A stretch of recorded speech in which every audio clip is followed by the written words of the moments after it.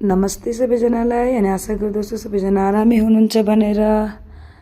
अनि आज पनि हाम्रो रुममा चाहिँ यहाँ बर्थडे छ। कति बर्थडे भएको भनेर सोच्नुहुन्छ होला है तपाईहरु पनि, कति केक काटेको होला भनेर सोच्नुहुन्छ होला। तर कसको बर्थडे हो तपाईलाई देखाउने छु। बर्थडे बोय हो कि बर्थडे गर्ल, अनि सायद कतिजनाले त ग्यास पनि गरिसक्नु भयो होला कसको बर्थडे हो होला भनेर। अहिले ऊ भर्खर मेरो हातदेखि कस्तो सानो हात छ, अब एकदम डरै लाग्यो। त्यो क्यान्डल चाहिँ एकदमै डरै लाग्छ मलाई। त्यही पनि अब त्यहाँ थियो भनेर चाहिँ मैले बालिदिएँ। अगाडिदेखि नै मलाई डर लाग्ने थियो। अनि झन्डै अगाडि चाहिँ केटाकेटी कोही उभिएको रहेन रहेछ। अनि त्यो चाहिँ ढुक्क लाग्यो है। सक्दो चाहिँ अभोइड गर्दा पनि हुन्छ, तर सायद यो ड्यामेज माल परेर हो किन त्यो पनि हुनसक्छ। मैले चाहिँ त्यो बाल्दाखेरि चाहिँ त्यस्तो भयो है। अनि यहाँ अब बर्थडे गर्लले केक काट्नु रेडी भयो।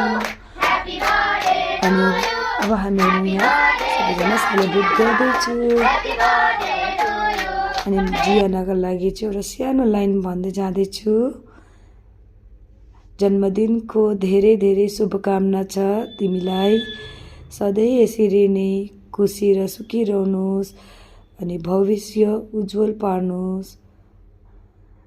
अनि अहिले चाहिँ म यहाँ केकहरू बाट्नलाई रेडी हुँदैछु। बाई।